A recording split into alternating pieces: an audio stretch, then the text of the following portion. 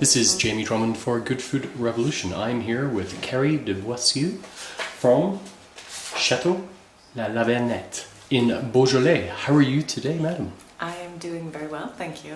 Now, I wondered if you could tell me a little bit about the new generation of winemakers in Beaujolais. It would be a pleasure.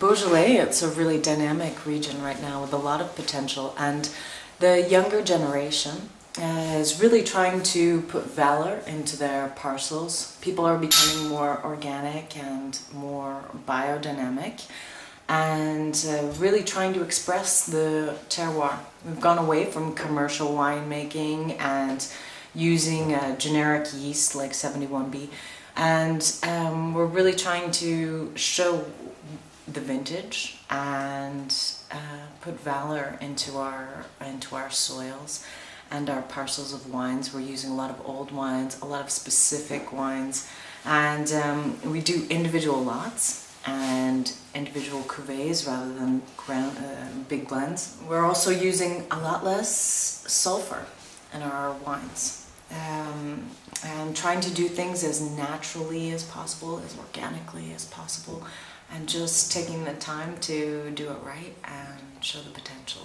of Beaujolais and the Gamay grape. Now, when you say old vines, what exactly do you mean by old vines? Old vines, I would say 50 years or more, but sometimes up to 80, 90, 100 years. And these are quite commonplace in Beaujolais? After the war, a lot of vineyards were replanted, so, and I'm talking about World War II, and so we have a lot of vines kicking around really from that era. How long have you been making wine in Beaujolais for? I've been making wine in Beaujolais for 7 years. 7 years now? 7 years. What makes your wine so different from the other growers and producers in Beaujolais? My approach to making red wine is that I really want to make the best Gamay that I can possibly make.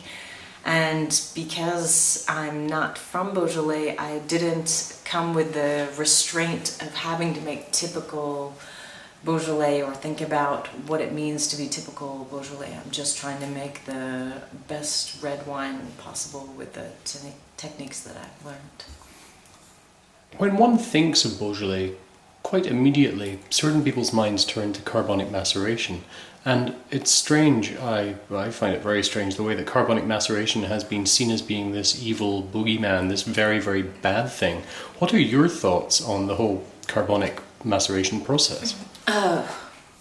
Winemaking, it's a tool.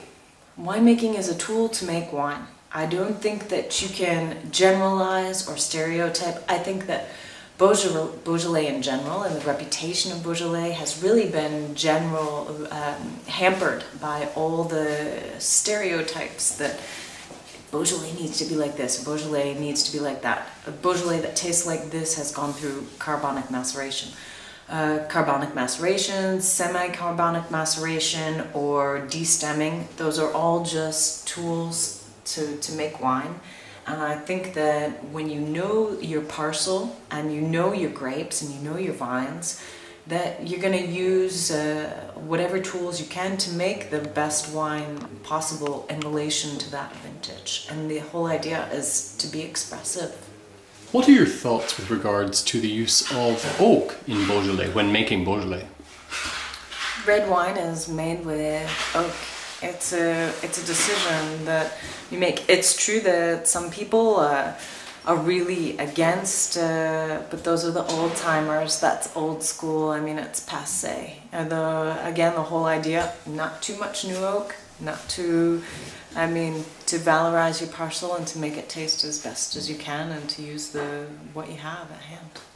Well, thank you very much, Kerrie, for joining us today at Good Food Revolution. We really appreciate your time and for taking us through a marvellous tasting.